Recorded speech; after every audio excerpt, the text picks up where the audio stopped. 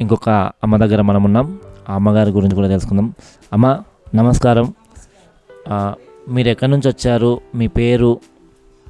సనత్ నగర్. ఏం నాగలక్ష్మి. నేనా మా అత్తగారు ఇక్కడనే, అమ్మగారు ఇక్కడనే. సోమాజి కూడా మా అత్తగారు, బంజారాయిలు తల్లిగారు అంతా ఇక్కడనే సిటీలో. ఇండ్లకా హాస్టల్కి వచ్చి ఇప్పుడు ఒక నెలనే డ్యూటీ చేశాను. ఆల్వేన్లో ఊడ్చేది చీపురు డ్యూటీ చేశాను. ఇక మా ఆయనకు డ్యూటీ సరిగా లేదు, 2 పిల్లలు, చిన్న పిల్లలు.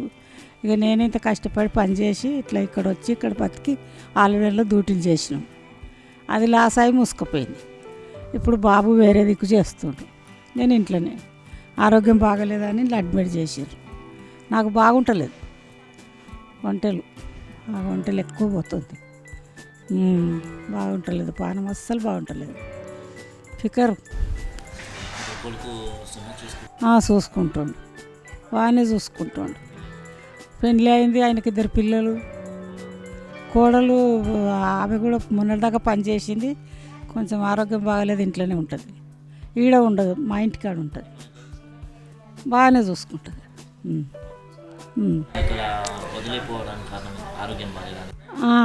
ఆరోగ్యం బాగలేదని ఇంత దూరం తీసుకొచ్చారు.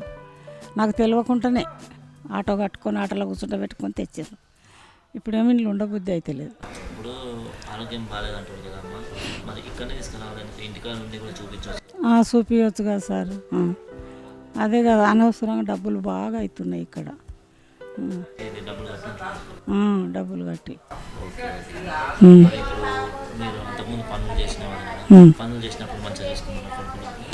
ఇక చూసుకున్నారు అట్లనే. అప్పుడు జర చెప్పి తినకపోవు బాబు. ఇక కొంచెం పెళ్ళి అయినాకనే మారిండు, మంచిగా అయిండు.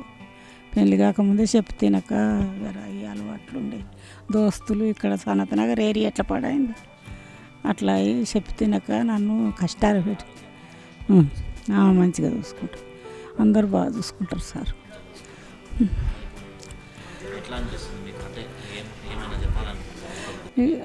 ఇక కొడుకు దారా అంటే ఆయన ఇప్పుడు ఆయన సంసారం ఆయనకైంది, అలాగున్నాడు. ఆయనకు మాకేం సంబంధం లేదు. అందుకంటే అట్లా చెప్పుకుంటా కానీ వాళ్ళది వాళ్ళే వండుకుంటారు. ఆమెకి 2 పిల్లలు, ఆమె ఇంత చదివింది బాగా. బాబు గవర్నమెంట్ చూసుకుంటుంది. ఎంత చూసుకున్నా అంతే, ఎంత చూసుకున్నా అంతే ఉంటుంది. ఎక్కువ ప్రేమతో చూసుకున్నట్టుగా అనిపించదు. చేస్తారు, ఫోన్ చేస్తారు, వస్తారు, పోతారు. ఏమైనా పండ్లు గిట్లా అవి కొనుక్కొచ్చి ఇచ్చిపోతారు.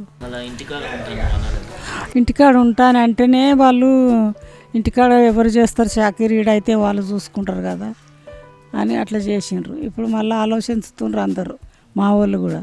ఈ పైసలు పెడితే నీకు అందులో సగం కూడా కావు, ఇంటికాడ మంచిగా ఉంటావు, సుఖంగా ఉంటావు, ఇప్పుడు రక్తం పీల్చుకపోయినట్టు అవుతున్నావు అని మా చుట్టాలంటే. మరి మొన్న మా బాబు వచ్చిండు, నాకు చెప్పకుండానే వెళ్ళిపోయాడు. చూసి పోయేటప్పుడు చెప్పలేదు, వెళ్ళిపోయాడు. మరి ఎప్పుడు వస్తాడో ఏమో, నేను ఉండనని చెప్తా ఇంట్లో.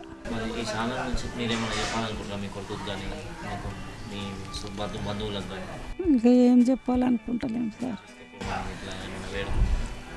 ఇక వేడుకుంటామా అంటే ఎవరు వేడుకున్నా ఎవరు వస్తారు ముందటికి, ఇక కొడుకే